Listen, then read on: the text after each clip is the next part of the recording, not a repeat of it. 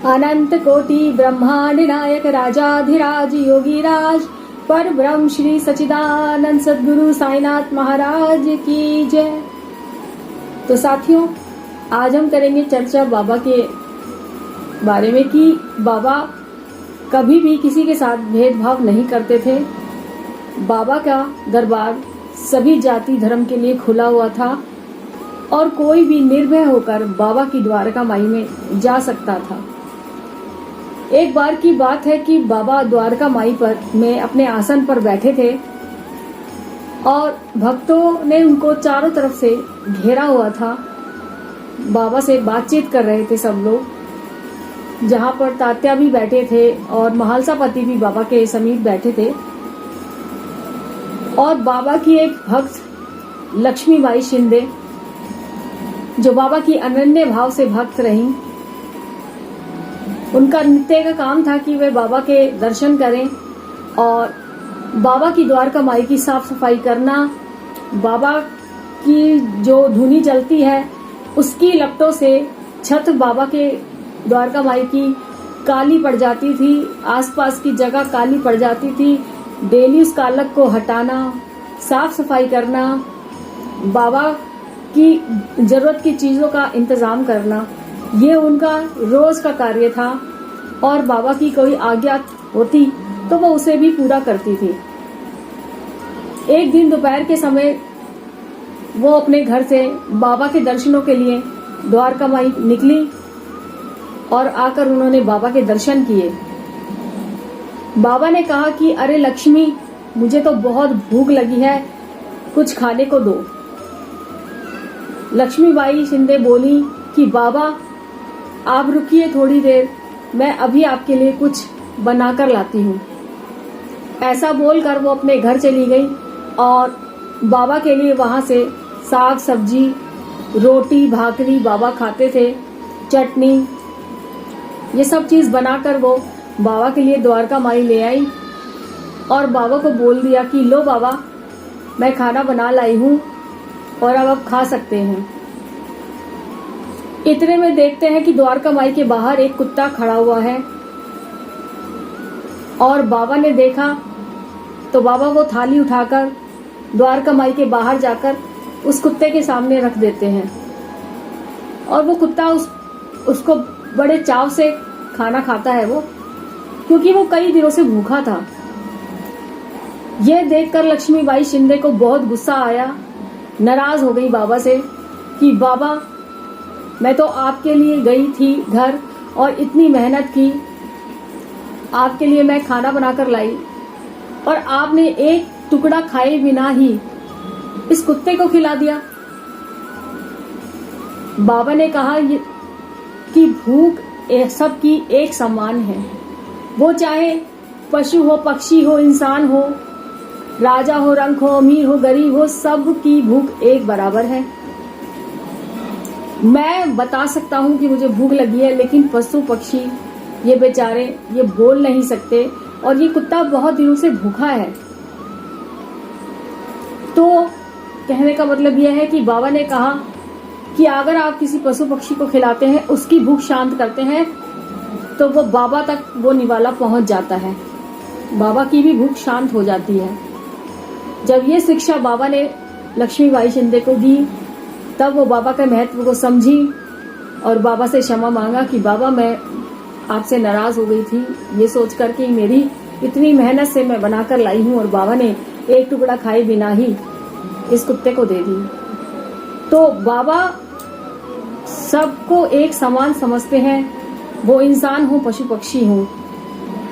इसीलिए बाबा की द्वारका माई हर किसी के लिए खुली थी, जिसमें भागोजी शिंदे जैसे कोरी और ब्राह्मण बाबा के ऐसे भक्त थे बहुत सारे, और आम जाति, नीच जाति हो या फिर कोई ऊंच जाति हो, बाबा ने कभी किसी में कोई भेदभाव नहीं समझा। बाबा के लिए हिंदू, मुस्लिम, सिख, ईसाई, चारों धर्म के लोग कभी आ सकते थे बाबा से मिलने। इसीलिए कभी द्वारका माई में ताला नहीं लगा, कभी भी बाबा की द्वारका माई पे ताला नहीं लगता था। आज भी बाबा के दरबार खुले रहते हैं। जो बाबा की सभा मंडल है, आप वहां बैठकर बाबा से बातें कर सकते हैं। आज भी शिरडी में जाएंगे तो बाबा को विश्राम कराने के बाद द्वारका माई बाबा को मच्छरदानी लगाने के बाद लालटेन बाबा की जलती है।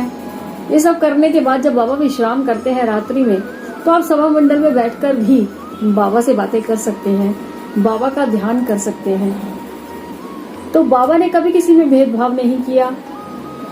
बाबा रोगियों के साथ भी बाबा प्यार से पेश आते थे, उनका दुख समझते थे, उनको लेप लगाते थे। और कोई भी बाबा के पास अपनी अगर समस्या लेकर आता था तो बाबा द्वारका माई में बैठकर उसकी हमेशा सहायता करते थे। आज भी बाबा हम भक्तों की सहायता कर रहे हैं। बाबा की उदी हमारे लिए संजीवनी है, वो हमारे कष्ट हर रही है।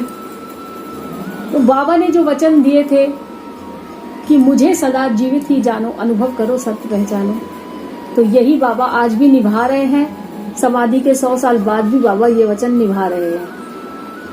और बाबा जब थे तब भी बाबा अपनी द्वारका माई में हांडी में कई तरह के चावल पकाते थे बाबा। कभी वेज पुलाव, कभी खिचड़ी, कभी खीर बाबा बनाकर लोगों में भंडारा किया करते थे, खिलाया करते थे अपने हाथों से।